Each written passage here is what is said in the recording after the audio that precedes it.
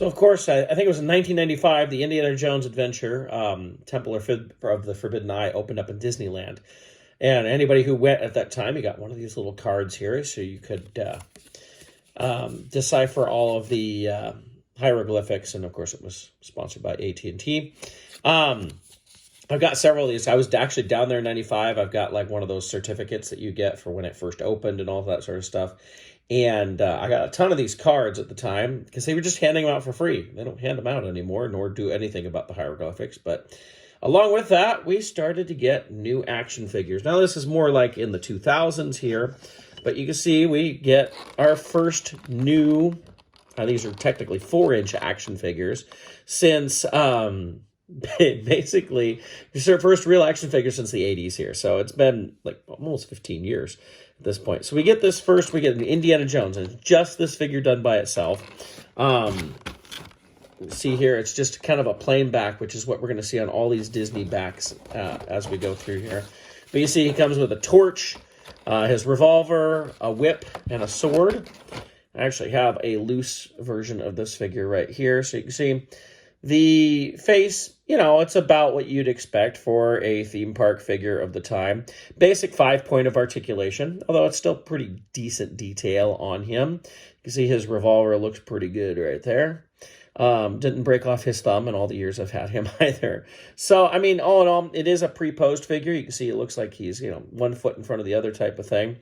Definitely doesn't look a whole lot like Harrison Ford, but, you know, up to this point, regular action figures, how many really did? So, it was nice to get this. And then I think it was like a year or two later, we got another series of 5 different figures. It started off, we got kind of a a Temple of Doom Indy here. Or you could just say he doesn't have his jacket because his shirt is not ripped. One sleeve is rolled up. Actually, both sleeves are rolled up. He does have his machete, like from Temple of Doom. But then he comes with some different accessories. He comes with a pedestal for the idol, which is kind of nice. Got some little details on it and stuff there. It comes with an idol, of course, to put on that. And then it comes with a sandbag so he can exchange it out. Now, why a jacketless Indy would come with all that, I don't know, other than they just were filling it out with accessories to go with it. But we also got a Marion, and this is one of our first times we get a Marion in her Cairo garb here.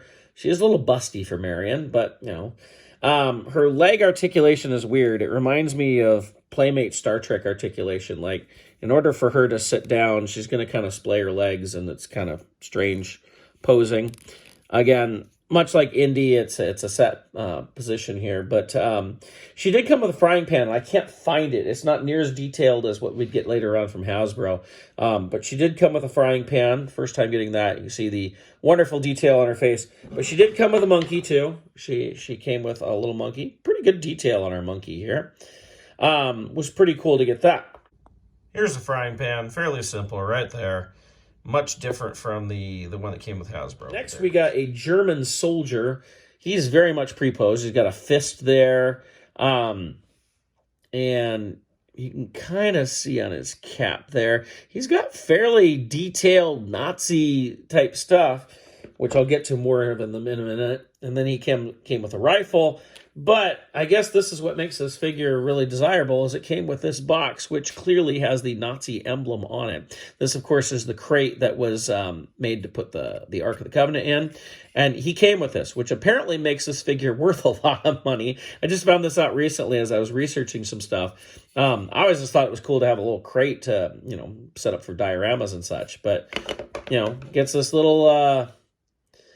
This German soldier, a little unassuming soldier, apparently is worth a lot of money just because of this crate, because it has a Nazi symbol that was sold in Disney parks in the 2000s. That seems a little crazy. Next, we have our German mechanic. He's very pre-posed. He's pointing there. He looks like he's going to take a picture with a celebrity, but of course he's also going to throw a punch at the same time. Very much pre-posed.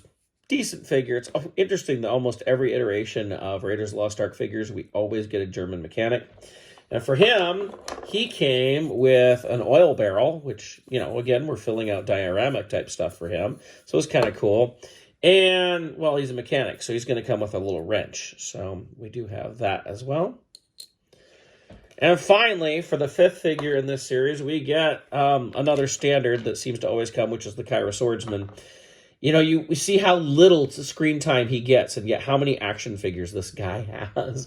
Yeah, he has a vintage one. He has this one. He has modern. He has a 12-inch.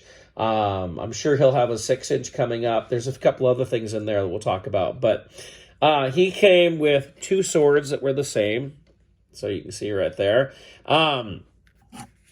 Pretty basic detail. Again, fairly pre-posed. Not a whole lot you could do with him. I think the legs will rotate. Oh, they do move a little bit there, which with a very plastic skirt here is not going to do a whole lot. So that is a look at all of the different Disney 4-inch figures that were put out.